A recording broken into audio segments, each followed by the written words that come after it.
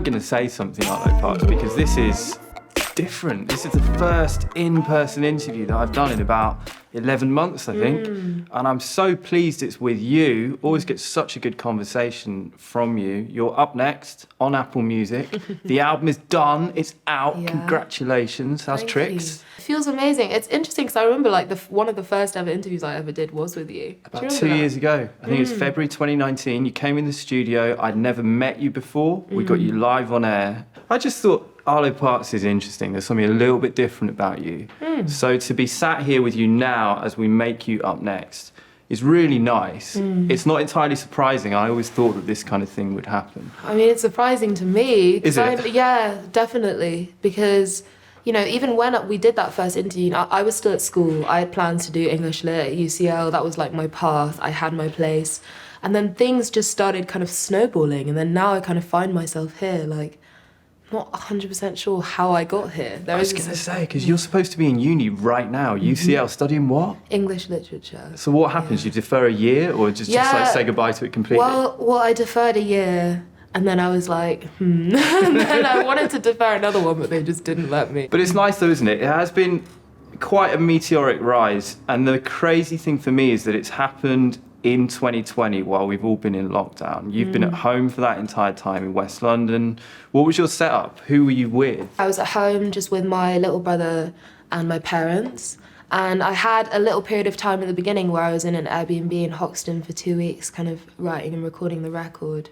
But other than that, I was just like at home, which was strange because, you know, I just came off tour, which is where you're kind of surrounded by people and energy and you're traveling all the time. And then to suddenly be still was quite a strange kind of jarring contrast. To have all this stuff happening at that point, cover features in magazines, people shouting you out, collaborations with artists who you love.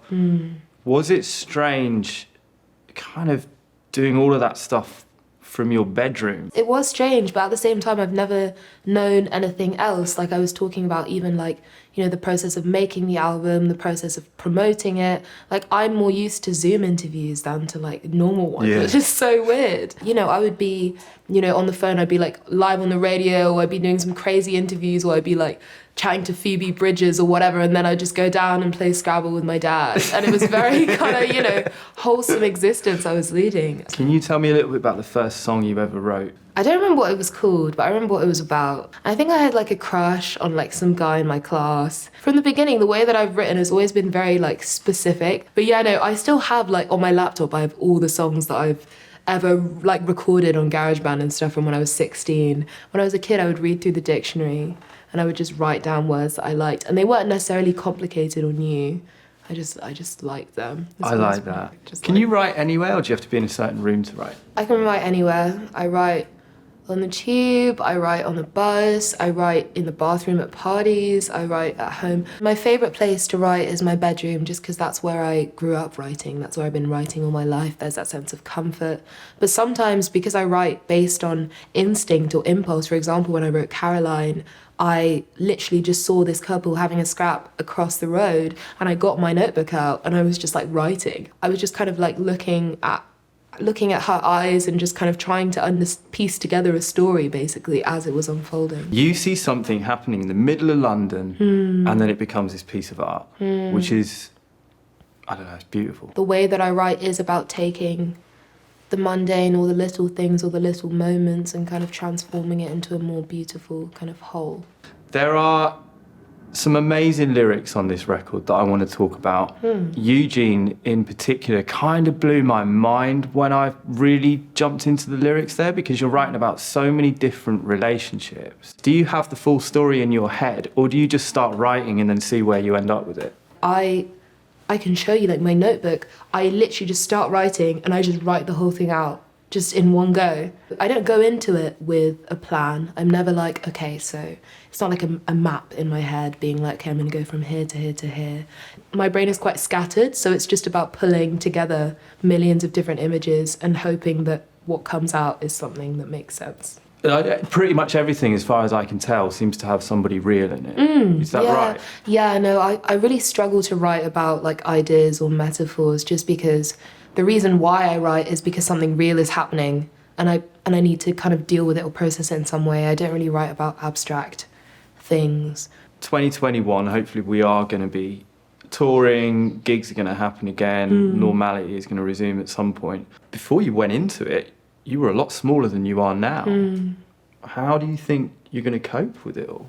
It's going to be quite a lot, but I think it's just about making sure that I kind of enjoy every step and just kind of taking stock of the fact that, like, you know, if I'm playing a show, oh my God, I've never played in front of so many people, and just enjoying that. Yeah. But I'm enjoying it, man. Like, I read my journal from when I was 14, and it was like, I'm thinking of like unveiling Arlo Parks to the world, like hopefully like I can make this my life or whatever. And then now I'm like, damn, like I'm actually here. Like I remember like watching live lounges and like taking notes, like inspiration notes, and then now I'm doing it. So it feels so, yeah, it feels weirdly full circle, you know? How many journals have you got? Have you always got a journal on the go? Yeah, oh my God, I've got so many. Since I was 13, I've been journaling. Don't you think the thing with journals is you always secretly kind of want someone to read them? You know. Really? Not I. I do, No. I kind of do. No, I do not. Absolutely not. No, that would be terrible. Calm is a charity. Is it UK based? I think Yeah, it is, it's isn't UK it? based, yeah.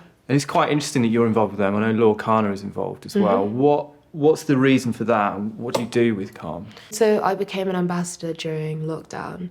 And their mission is basically just to help people who are in those moments of like intense mental health crises, and to provide free support. You know, like there's a helpline, there's a web chat for people to get kind of anonymous, like judgment-free support essentially. And I think especially in these times, it's so important to champion those kind of causes. But yeah, so I've mainly been doing, you know, like fundraising live streams and talking about things that you can do for each other, or things that people have like done for me that have really helped me, and kind of promoting self-care and kind of getting the word out about what they're doing. So how does music help then? How's it helped you? There are some songs for me that just remind me of summer, or just remind me of a beautiful time. And every time I put them on, I'm just transported back to, you know, just being in my friend's car or just being in a field somewhere. And I think also making music, for me, it gives me the sense of like purpose. And I have so much fun when I'm doing it. And when I finish a song, it's like, like there's nothing like it. Yeah, I get so happy. If we take you as a person telling us these stories every time we listen to your record, is the Arlo Parks in a happy place? Is she in an unknown place? Is she losing it and fighting against the wind a little bit? It's kind of all of them. Like for me, that album is about, you know, those moments of like ecstatic joy, those moments of sadness, those moments of, you know, spinning out, of confusion. It's kind of about adolescence as a whole. And I feel like when you're a teenager, you go through all those emotions and super intensely. So it's just kind of like lots of spikes. But I think there's a lot of growth kind of throughout the record. Like a lot of the album is about setting boundaries to protect yourself and learning to actually like remove toxic people from your life, and learning the love you deserve, and kind of navigating those first kind of moments of hurt as well. Thank you so much for chatting to me in person in 2021. Arlo Parks up next. Thank you. Thank you.